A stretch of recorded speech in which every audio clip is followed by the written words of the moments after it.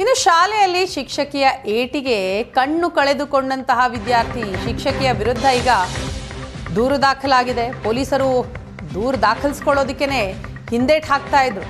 ತಡರಾತ್ರಿಯವರೆಗೂ police ಠಾಣೆಯ ಎದುರೇ high drama ಕೂಡ ನಡೆಯುತ್ತೆ. ಚಿಂತಾಮಣಿಯ ಯಗವಕೋಟೆ ಶಾಲೆಯ ಶಿಕ್ಷಕಿ ವಿರುದ್ಧ ದೂರು ಕೊಟ್ಟಿದ್ದಾರೆ ನಿಜ, ಆದರೆ ಪೊಲೀಸರು ದೂರು ತೆಗೆದುಕೊಳ್ಬೇಕಲ್ಲ, ಸ್ವೀಕರಿಸಿಲ್ಲ ಅಂತ ಪೋಷಕರು ಆರೋಪ ಮಾಡ್ತಾ ಇದ್ದಾರೆ. ಚಿಂತಾಮಣಿಯ ಬಟ್ಲಹಳ್ಳಿ ಪೊಲೀಸ್ ಠಾಣೆಯ ಮುಂದೆ ಹೈ ಡ್ರಾಮಾನೇ ನಡೀತು. ಶಿಕ್ಷಕಿಯ ಏಟಿಗೆ ಪಾಪ ವಿದ್ಯಾರ್ಥಿ ಕಣ್ಣನ್ನೇ ಕಳೆದುಕೊಂಡಿದ್ದಾನೆ. ಇದರಿಂದ ಆಕ್ರೋಶಗೊಂಡಂತಹ ಪೋಷಕರು, ಕುಟುಂಬಸ್ಥರು ಆಕೆಯ ವಿರುದ್ಧ ದೂರು ಕೊಡೋದಕ್ಕೆ ಮುಂದಾಗಿದ್ದಾರೆ. ಆದರೆ ಆ ದೂರನ್ನ ಪೊಲೀಸರು ಮಾತ್ರ ದಾಖಲಿಸಿಕೊಳ್ಳಿಲ್ಲ, ಹಿಂದೇಟು ಹಾಕಿದ್ದಾರೆ. ಹಾಗಾಗಿ ಪೊಲೀಸ್ ಠಾಣೆಯ ಮುಂದೆನೇ ಕೂತು ಧರಣಿ ಮಾಡಿದ್ದಾರೆ ಕುಟುಂಬಸ್ಥರು, ಪೋಷಕರು. ಹೈ ಡ್ರಾಮಾ ನಡೀತು. ಒಂದು ವರ್ಷದಿಂದ 3ನೇ ಸಾರಿ ಹೊಡೆದಿರೋದು. ಕಣ್ಣು ಕಳೆದುಕೊಂಡ ವಿದ್ಯಾರ್ಥಿ ಪರ ನಿಂತ ಮಾಜಿ ಶಾಸಕ. ಬಾಲಕನ ಪೋಷಕರ ಜೊತೆ ಪೊಲೀಸ್ ಠಾಣೆಯ ಮುಂದೆ ಪ್ರತಿಭಟನೆಯನ್ನ ನಡೆಸಿದ್ರು. ಶಿಕ್ಷಕಿ ಸರಸ್ವತಮ್ಮ ಮೇಲೆ ಪ್ರಕರಣ ದಾಖಲಿಸಬೇಕು ಅಂತ ಪಟ್ಟು ಹಿಡಿದ್ರು ಪ್ರತಿಭಟನಾಕಾರರು. ಈ ಸಂದರ್ಭದಲ್ಲಿ ಪ್ರತಿಭಟನಾಕಾರರ ಮನವೊಲಿಕೆಗೆ ಬರ್ತಾರೆ ಪೊಲೀಸರು. ಪೊಲೀಸರಿಗೆ ಮಾಜಿ ಶಾಸಕ ಜೆ.ಕೆ. ಕೃಷ್ಣಾರೆಡ್ಡಿ ತರಾಟೆಗೆ ತೆಗೆದುಕೊಳ್ಳುತ್ತಾರೆ. ಬಟ್ಲಹಳ್ಳಿ ಪೊಲೀಸರಿಗೆ ಹಿಗ್ಗಾಮುಗ್ಗ ಕ್ಲಾಸ್ ತೆಗೆದುಕೊಂಡಿದ್ದಾರೆ ಮಾಜಿ ಶಾಸಕರು. ದೂರು ಕೊಡಲು ಬಂದವರನ್ನ ಲಂಚ ಪಡೆದು ರಾಜಿ ಮಾಡ್ತೀರಾ?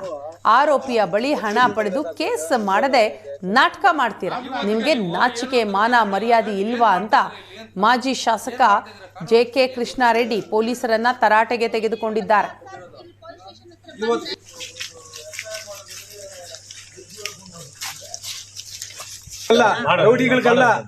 ನೀವು ರೌಡಿಗಳಿಗೆ ಮನೆ ಹಾಕೋದಲ್ಲ, ಬಡಬಗ್ಗರಿಗೆ ಮಗು ನೋಡಿದ್ರೆ ಅಯ್ಯೋ ಅನ್ಸಲ್ವೇನ್ರಿ? ಮಕ್ಕಳಿಲ್ಲ. 8 ಗಂಟೆ 10 ನಿಮಿಷದಲ್ಲಿ SP ಅವ್ರು ಮಾಡಿದ್ದು, 8 ಗಂಟೆ 11 ನಿಮಿಷಕ್ಕೆ IG ಅವ್ರು ಮಾಡಿದೆ. ಈಗ ಎಷ್ಟು? 10:30. ಮಗು ಪಾಪ ಎಚ್ಚರದಿಂದ ಇರೋದಾಗ್ತಾ ಇದೆ, ನಿದ್ದೆ ಬರ್ತಾ ಇದೆ, ಕಣ್ಣು ಇಲ್ಲ. ನೀವು ಏನು ತನಿಖೆ ಮಾಡಿಲ್ಲ ಅಂದ್ರೆ ನೀವೇನ್ ಮಾಡ್ತಾ ಇದ್ರಿ ಇಲ್ಲಿ ಅಂತ? ಏನ್ ಮಾಡ್ತಾ ಇದ್ರ? ಕಾನೂನು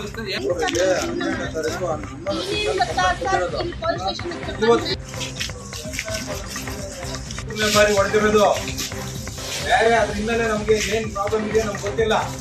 1 ವರ್ಷದಿಂದ 3ನೇ ಸಾರಿ ಹೊಡೆದಿರೋದು. ಯಾಕೆ ಕ್ರಮ ತಗೊಂಡಿಲ್ಲ ನೀವು? ಅಲ್ಲಲ್ಲ, ನೀವು ಕಂಪ್ಲೇಂಟ್ ಕೊಟ್ಟಾಗ ನೀವು ಕ್ರಮ ತಗೊಳ್ಳಿಲ್ಲ ಅಂದ್ರೆ ಹಾಕ್ರಿ ಬಾಕ್ಲು, ಇಲ್ಲ SP ತಗೊಂಡ್ ಬಂದು ಕೂರ್ಸ್ರಿ ಇಲ್ಲಿ. ನಾನೇನ್ ಹೇಳಿದ್ದೀನಿ, ಅಲ್ಲಲ್ಲ, ನೀವು ಮಗುಗೆ ನೀವು ಟ್ರೀಟ್ಮೆಂಟ್ ಕೊಡ್ಸಿದ್ದೀರಾ, ನೀವು ಐ ಹಾಸ್ಪಿಟಲ್ ಕಳ್ಸಿದ್ದೀರಾ.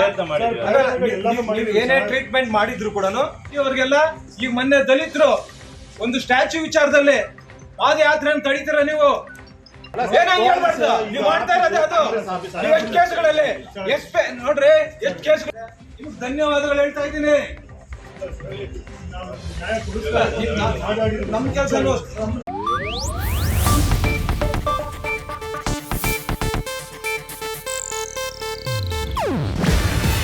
ಇದು ಏಷ್ಯಾನೆಟ್ ನ್ಯೂಸ್ ನೆಟ್ವರ್ಕ್ ಪ್ರಸ್ತುತಿ. ನೀವು ನೋಡ್ತಿದ್ದೀರಾ ಏಷ್ಯಾನೆಟ್ ಸುವರ್ಣ ನ್ಯೂಸ್.